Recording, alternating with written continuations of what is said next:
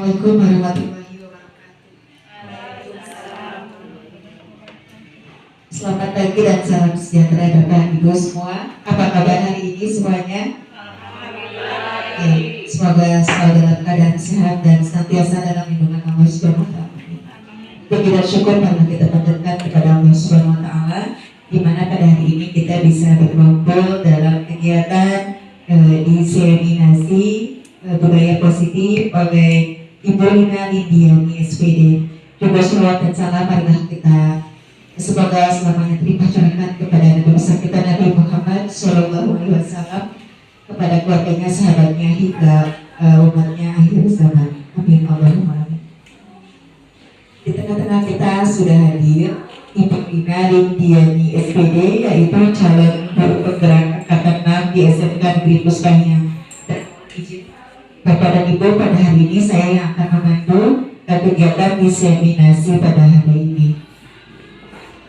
Ya, jadi kita memang sebagai guru ya, sebagai pendidik itu bertugas tidak hanya sebagai untuk mentransfer ilmu saja, karena kalau hanya sekedar mentransfer itu kita akan kalah oleh digitalisasi pada zaman sekarang, di mana anak-anak kan sekarang sudah bisa mengakses ilmu pengetahuan di mana saja. Kalau tugas kita hanya sebagai mentransfer ilmu, maka kita akan kalah ya oleh digitalisasi zaman. Tapi selain itu, bagaimana kita menciptakan budaya positif di lingkungan sekolah kita kepada teman, kemudian kepada siswa khususnya seperti itu.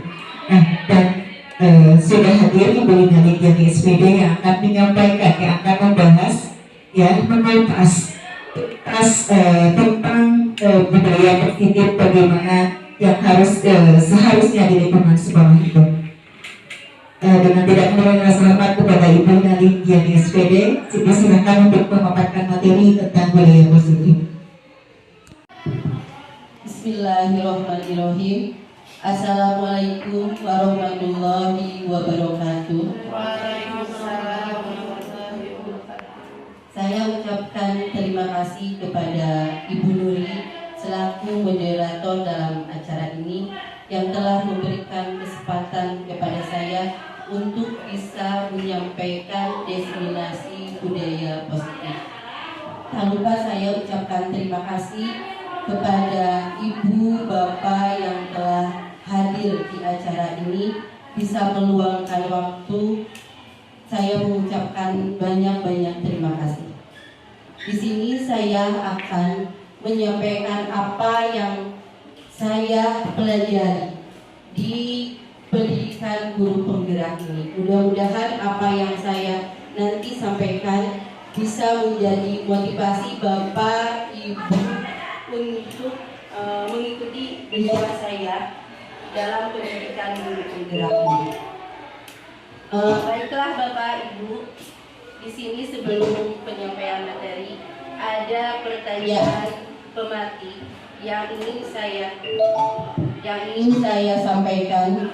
Yang pertama di sini, hukuman dapat mendisiplinkan anak. Apakah Ibu Bapak setuju atau tidak? Untuk yang nomor yang pertama. Yang kedua, pemberian hukuman dengan hal positif seperti membaca atau membersihkan halaman sekolah dapat meningkatkan disiplin pada anak. Setuju. Ya.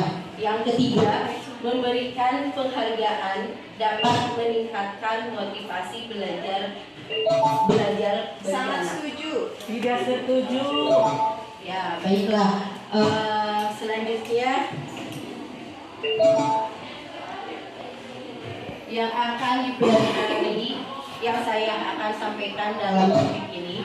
Yang pertama, disiplin positif dan nilai-nilai kebajikan universal. Yang kedua, teori motivasi, hukuman, penghargaan, dan restitusi. Yang ketiga, keyakinan kelas.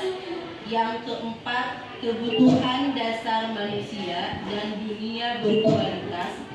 Yang kelima, restitusi. Kelima, posisi kontrol.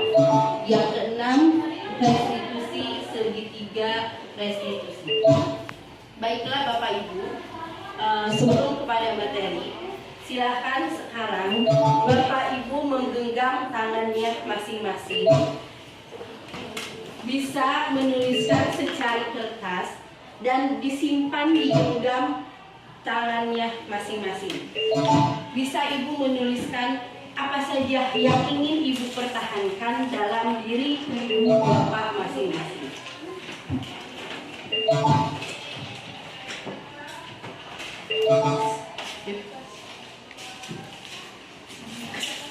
Kita akan merubah perubahan paradigma pada kegiatan ini. Bagaimana Ibu Bapak sudah menggenggam secari kertasnya? Kalau sudah digenggam, sudah dalam bentuk kepalan, Ibu bersama teman Ibu di sana bisa mencoba sekuat tenaga Ibu berbagai cara untuk meminta kepada teman yang ada di samping Ibu untuk meminta benda yang digenggam tersebut. Ibu boleh merayunya, membujuknya dengan cara apapun.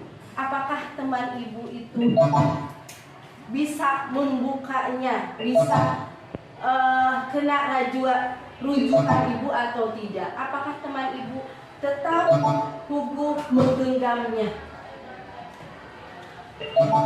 Silakan Ibu Bapak bujuk teman Ibu, teman Bapak. Apakah teman Ibu mau terbujuk oleh rayuan Ibu atau tetap saja menggenggamnya?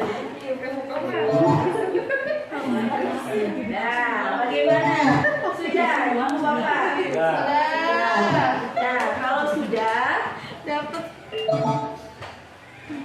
Nah, perubahan paradigma tadi yang Ibu lakukan yaitu teori yang namanya teori kontrol atau teori pilihan, ilusi kontrol. Diibaratkan ilusi kontrol tersebut ilusi guru mengontrol muridnya. Terus ilusi bahwa kritik dan membuat orang merasa bersalah dapat menguatkan karakter. Yang ketiga, ilusi kontrol tersebut bahwa semua penguatan positif, efektif dan bermanfaat. Yang terakhir, ilusi bahwa orang dewasa memiliki hak untuk memaksa. Ya, selanjutnya yang Ibu tadi praktekkan di sini ada perubahan paradigma stimulus. Siapakah yang sesungguhnya memiliki kontrol tersebut? Tadi kan ada Ibu bersama teman Ibu. Nah, di situ bisa dilihat siapa yang memiliki kontrol sesungguhnya. Stimulus respon. Kita mencoba mengubah orang agar berpandangan sama dengan kita. Teori kontrolnya berarti kita berusaha memahami pandangan orang lain tentang dunia. Stimulus yang kedua, perilaku buruk dilihat sebagai suatu kesalahan. Teori kontrolnya yaitu semua perilaku memiliki tujuan. Apapun yang dilakukan pasti ada tujuannya. Yang ketiga, orang lain bisa mengontrol saya. Teori kontrolnya, hanya Anda yang bisa mengontrol diri Anda. Artinya di sini bahwa kita ini tidak bisa mengontrol orang lain. Yang bisa mengontrol diri kita hanyalah diri kita sendiri. Stimulus respon berikutnya, saya bisa mengontrol orang lain. Nah, teori kontrolnya, Anda tidak bisa mengontrol orang lain. Karena tadi ya, yang bisa mengontrol diri kita hanyalah diri kita sendiri. Stimulus berikutnya, pemaksaan ada pada saat bujukan gagal. Tadi Ibu Bapak melakukan bujukan kepada teman Bapak dan Ibu. Apakah mereka terlena dengan bujukan Bapak dan Ibu? Nah, teori kontrolnya berarti kolaborasi, dan konsensus menciptakan pilihan-pilihan baru. Stimulus berikutnya, model berpikir menang atau kalah. Teori kontrolnya atau pilihannya, model berpikir menang-menang. Berarti di sini kita bisa menyimpulkan bahwa yang bisa mengontrol diri kita hanyalah diri kita sendiri. Dibujuk dengan rayuan apapun kepada orang lain, kita tidak bisa mengontrol diri orang lain. Nah, yang akan kita pelajari, yang saya akan sampaikan dalam pertemuan ini, dalam definisi disiplin positif. Teori kontrol atau teori pilihan ini yaitu teori Dr. William Glasser. Di sini ada 4. Tadi Bapak Ibu tidak bisa mengontrol orang lain, yang hanya bisa mengontrol hanyalah Bapak Ibu sendiri. Semua perilaku pasti memiliki tujuan. Model berpikir menang, kolaborasi dan konsensus menciptakan pilihan-pilihan baru. Yang terakhir, realitas kebutuhan kita berbeda. Kita berusaha memahami pandangan orang lain tentang dunia. Setiap orang pasti memiliki gambaran yang berbeda. Nah, makna di sini, makna untuk disiplin. Nah, tentang disiplin. Apakah disiplin itu? Disiplin itu berasal dari bahasa Latin yang artinya adalah belajar. Disiplin diri membuat orang menggali potensinya menjadi sebuah tujuan apa yang dia hargai. Namun, dalam budaya kita, makna kata disiplin telah berubah menjadi sesuatu yang dilakukan seseorang pada orang lain adalah menghubungkan kata disiplin dengan ketidaknyamanan. Pasti Bapak Ibu di sini dalam mendidik anak-anaknya menerapkan kedisiplinan. Kecenderungan untuk kedisiplinan itu untuk mendapatkan kepatuhan seseorang. Tapi kecenderungan umumnya adalah menghubungkan kata disiplin dengan ketidaknyamanan. Karena banyak anak-anak didik kita dengan diterapkan kedisiplinan itu merasa ketidaknyamanan, bukan dengan apa yang kita hargai atau pencapaian suatu tujuan yang baik.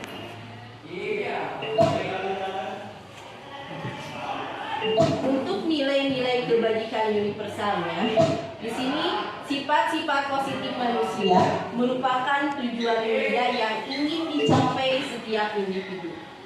Nilai-nilainya itu bisa bersifat universal, lintas bahasa, suku, bangsa, agama maupun latar belakang. Nah, setiap perilaku perbuatan pasti itu memiliki satu tujuan. Ya, dengan mengaitkan nilai-nilai kebajikan yang diyakini seseorang, maka motivasi intrinsiknya itu akan terbangun, sehingga menggerakkan motivasi dalam diri anak untuk mendapat tujuan mulia itu yang diinginkan oleh seorang pendidik. Nilai-nilai kebajikan yang dicapai setiap anak ini kita kenal sekarang yaitu dengan profil pelajar Pancasila. Yang pertama, profil pelajar Pancasila yaitu tentang beriman dan bertakwa. Yang kedua, mandiri. Yang ketiga, bernalar kritis. Yang terakhir yaitu bergotong royong. Itu adalah profil pelajar Pancasila. Teori motivasi. Untuk teori motivasi perilaku manusia,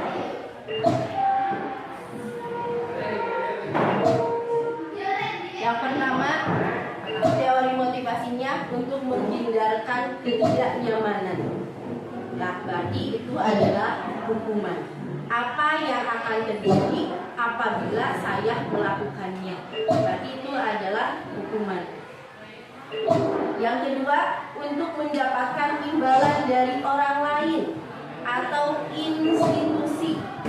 Nah, itu apa yang akan saya lakukan apabila saya akan mendapatkan imbalan. Yang ketiga, untuk menghargai diri sendiri.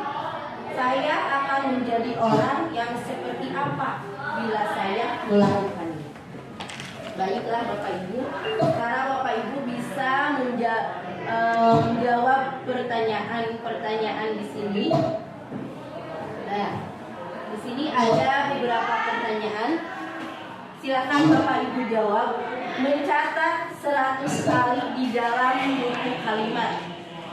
Saya tidak akan terlambat lagi karena terlambat ke sekolah. Berarti itu hukuman atau konsekuensi.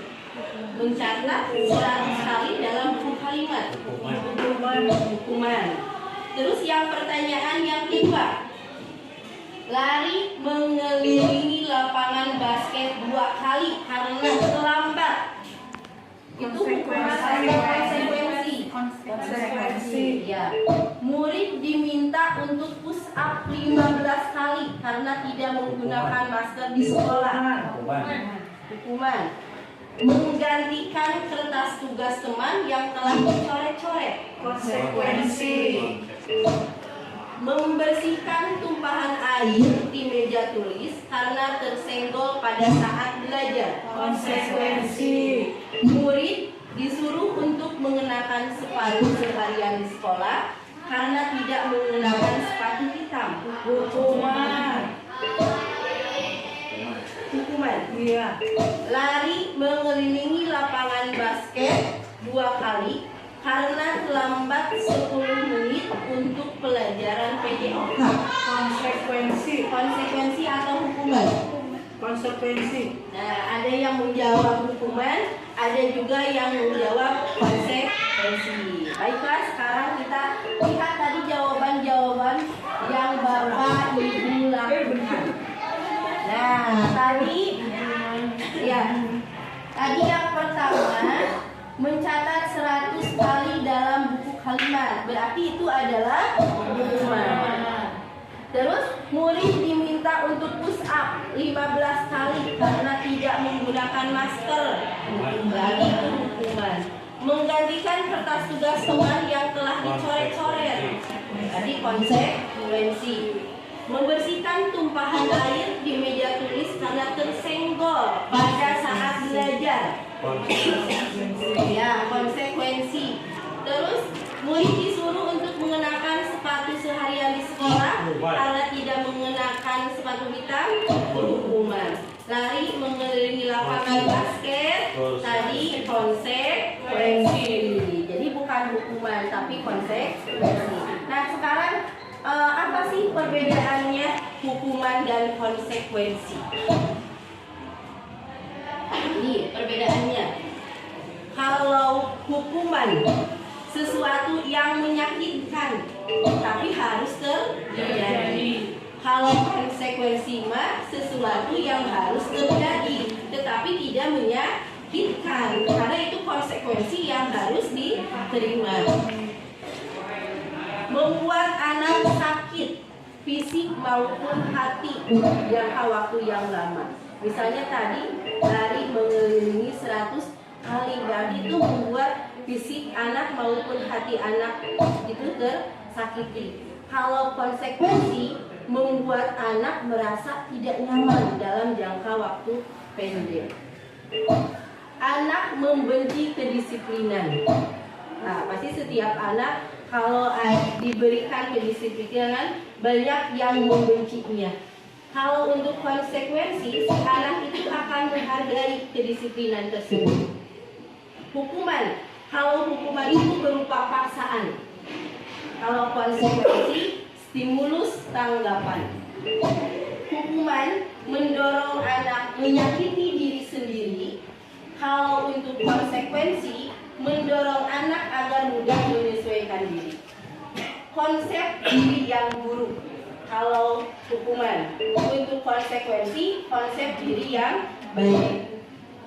Anak belajar untuk menyembunyikan kesalahan karena takut terkena hukuman. Jadi si anak biasanya menyembunyikan kesalahannya karena ada rasa takut tersebut, karena takut dihukum oleh gurunya atau oleh orang tuanya. Kalau untuk konsekuensi, anak itu tidak takut untuk menyembunyikan, tidak harus menyembunyikan kesalahannya, tapi anak akan belajar untuk mematuhi peraturan. Marah, rasa bersalah, dipermalukan, nah itu termasuk ke dalam hukuman. Kalau untuk konsekuensi, kehilangan hak, dibuat tidak nyaman, dan juga diasingkan. Jadi itu perbedaan antara hukuman dan konsekuensi. Nah, ini untuk restitusi. Apa sih restitusi itu?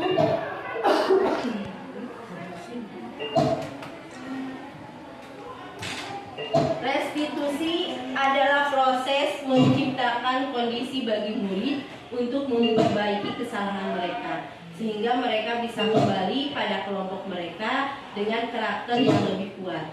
Restitusi juga merupakan proses kolaboratif yang mengajarkan murid untuk mencari solusi untuk masalah mereka. Jadi si anak kalau ada kesalahan, kita tidak langsung mencari kamu mah begini, kamu mah begitu, tapi kita gunakan restitusi. Kita bicara dengan anak tersebut, misalnya kita sebagai manusia pasti mempunyai kesalahan. Kamu mempunyai kesalahan, ibu juga pernah membuat kesalahan.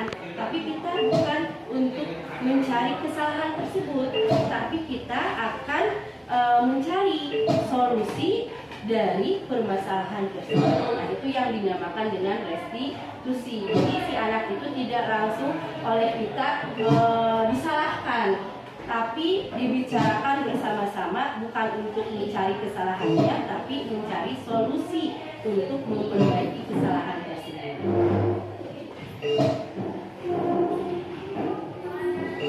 Saya yakin ibu bapak guru SMK Padiang sudah sering melakukan restitusi tersebut, ya. Ciri-ciri restitusi yang pertama, bukan untuk menebus kesalahan, namun untuk belajar dari kesalahan.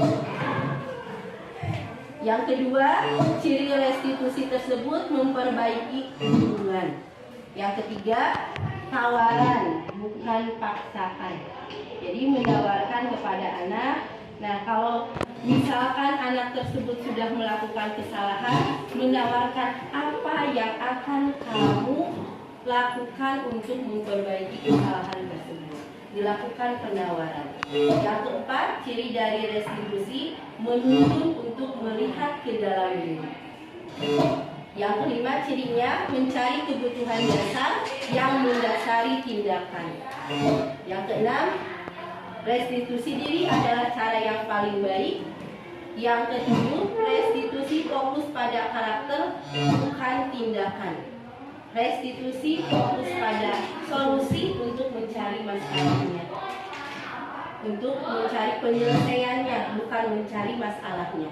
Yang terakhir, restitusi mengembalikan murid yang berbuat salah pada kelompoknya. Jadi sehingga kalau si anak berbuat salah, kembali kepada kelompoknya, anak tersebut tidak merasa ada tekanan atau rasa malu.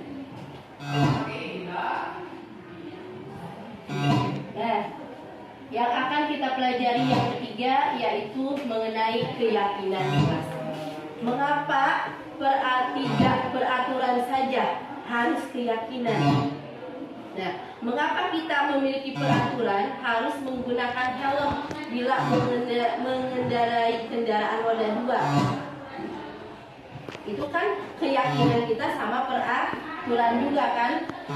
Yang pertanyaan berikutnya, mengapa kita memiliki peraturan 3M, menggunakan masker, mencuci tangan, dan menjaga jarak? Nah, untuk mendukung motivasi intuisi, kembali ke nilai-nilai keyakinan menggerakkan seseorang dibandingkan mengikuti serangkaian peraturan. Saya sudah mencoba melakukan membuat keyakinan kelas bersama anak-anak. Keyakinannya dibuat dari ungkapan hati anaknya masing-masing. Semuanya mengungkapkan pendapatnya, apa yang ingin dilakukan oleh anak tersebut dalam proses pembelajaran. Dan akhirnya ada perubahan-perubahan.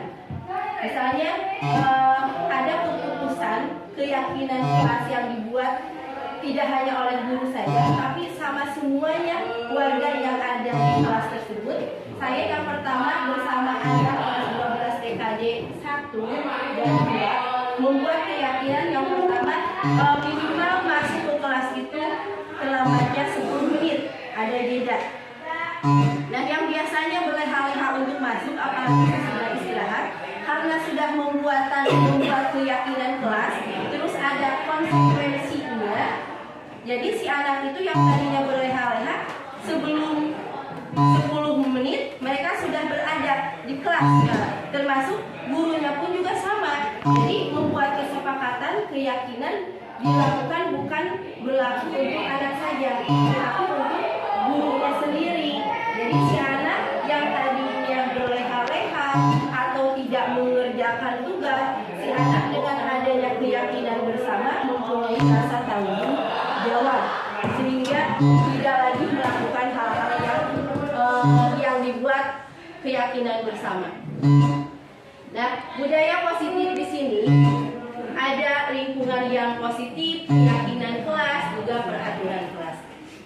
Nah, di sini bisa dilihat yang mana yang merupakan keyakinan kelas. Keyakinan kelas atau kesepakatan kelas.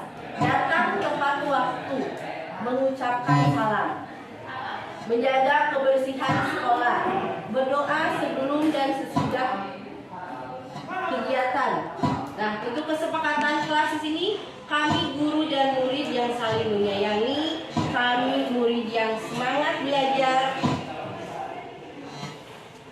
juga aktif dalam pembelajaran, tertib, itu termasuk ke dalam keyakinan kelas. Nah, di sini kalau peraturan selalu kembalikan buku ke tempatnya, berarti itu adalah peraturan. Kalau bentuk keyakinan kelasnya dan selalu kembalikan buku ke tempatnya adalah tanggung jawab. Dilarang mengganggu orang lain, itu peraturan. Keyakinan kelasnya apa? Menghormati orang lain. Hadir di sekolah 15 menit sebelum pembelajaran dimulai. Berarti keyakinan kelasnya ada rasa menghormati lain, menghormati orang lain, juga adanya berkomit. Dilarang melakukan kekerasan, berarti itu peraturan. Kalau ada kata dilarang melakukan kekerasan, keyakinan kelasnya apa? Berarti keyakinan kelasnya itu berupa keselamatan, juga bisa menghormati orang lain. Dilarang menggunakan narkoba. Dilarang menggunakan narkoba. Keyakinan kelasnya yaitu berupa kesehatan. Kalau peraturan berarti si anak biasanya ada rasa takut. Ya, biasanya ada rasa takut karena kalau tidak dilakukan pasti si anak itu akan mendapatkan konsekuensi. Nah, supaya itu maka dibuatlah keyakinan-keyakinan kelas supaya anak itu bisa lebih bertanggung jawab, bisa menghormati orang lain, juga untuk kesehatannya mungkin, terus bisa berkomitmen. Yang terakhir yaitu kebutuhan dasar manusia. Kebutuhan dasar manusia ada 5. Ya. Kebutuhan yang pertama manusia bertahan hidup. Terus kasih sayang dan rasa diterima, itu yang dibutuhkan manusia. Ada penguasaan, ada kesenangan, juga kebebasan. Itu yang dibutuhkan oleh manusia pada dasarnya. Nah, di sini yang terakhir pada pembelajaran itu yaitu 5 posisi kontrol. Ya. Ada pertanyaan-pertanyaan di sini, pertanyaan-pertanyaannya dan siapa yang mengatakannya. Misalnya pertanyaannya, saya kecewa sekali dengan kamu. Siapa yang mengatakannya? Membuat orang yang merasa bersalah. Pertanyaan yang kedua, kamu tidak pernah belajar melakukannya. Siapa yang mengatakannya? Itu pasti penghukum. Ayolah lakukan demi ibu atau bapak. Siapa yang mengatakannya? Teman. Apakah kamu mau mendapat stiker bintang hari ini? Nah, pemantau. Bagaimana kamu bisa menyelesaikan masalah ini? Nah, manajer. Kamu selalu yang paling terakhir. Siapa yang mengatakannya?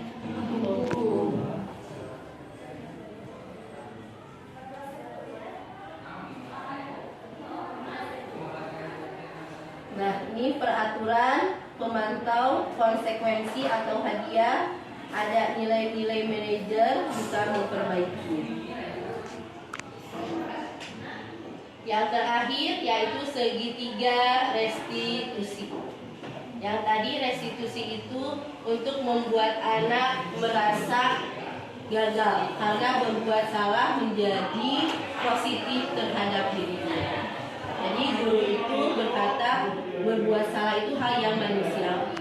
Tidak ada manusia yang sempurna. Bapak ibu juga pernah berbuat salah. Kita pasti bisa menyelesaikan masalahnya ini. Jadi marilah bukan yang dicari itu masalahnya, tapi bagaimana cara mencari solusinya.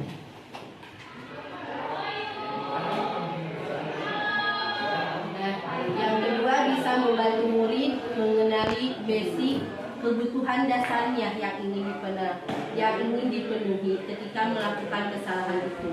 Pada dasarnya setiap tindakan manusia pasti ada tujuannya. Guru berkata, kamu bisa saja melakukan hal yang lebih buruk, tapi kamu tidak melakukannya kan? Kamu pasti punya alasan mengapa melakukannya. Jadi kalau ada anak misalnya tertidur di kelas, bukan memarahinya, tapi kita mencoba melakukan restitusi dengan menanyakan seperti tadi yang pertama, setiap manusia pasti mempunyai kesalahannya. Kamu bisa melakukannya lebih terus-menerus misalnya, atau kamu juga bisa melakukan hal yang lebih buruk. Kamu pasti menanyakan apa alasannya kepada anak tersebut. Apa yang penting bagi kamu? Kamu boleh tetap berusaha menjaga sikap itu, tapi tambahkan sikap yang lain yang lebih baik.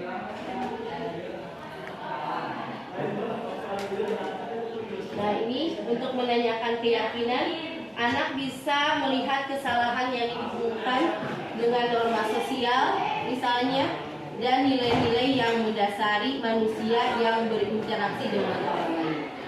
Guru bisa berkata, apa nilai yang kita percaya di kelas atau di sekolah kita?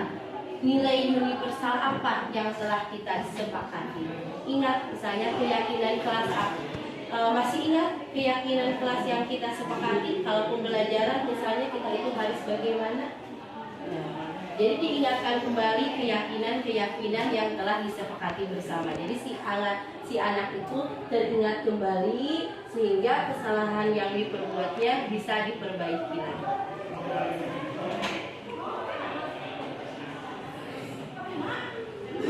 Nah, mungkin pemaparan dari saya tentang budaya positif kepada Bapak Ibu guru yang hebat pasti sudah biasa melakukannya. Terima kasih banyak. Mungkin di sini Bapak Ibu dengan apa yang saya sampaikan, mudah-mudahan Bapak Ibu jadi ada rasa lebih ingin tahu lagi, ingin belajar lagi. Marilah Bapak Ibu untuk mengikuti kegiatan guru penggerak ini. Jangan takut, jangan karena ingin jadi ada kata-kata ingin jadi kepala sekolah atau pengawas, tapi bukan itu yang ingin dicapai, tapi untuk pengembangan diri kita sebagai seorang pendidik. Karena sebagai seorang pendidik kita harus mendidik anak itu sesuai dengan zamannya, juga sesuai dengan kodratnya. Terima kasih banyak. Mudah-mudahan Bapak Ibu termotivasi untuk mengikuti kegiatan di program. Wassalamualaikum warahmatullahi wabarakatuh.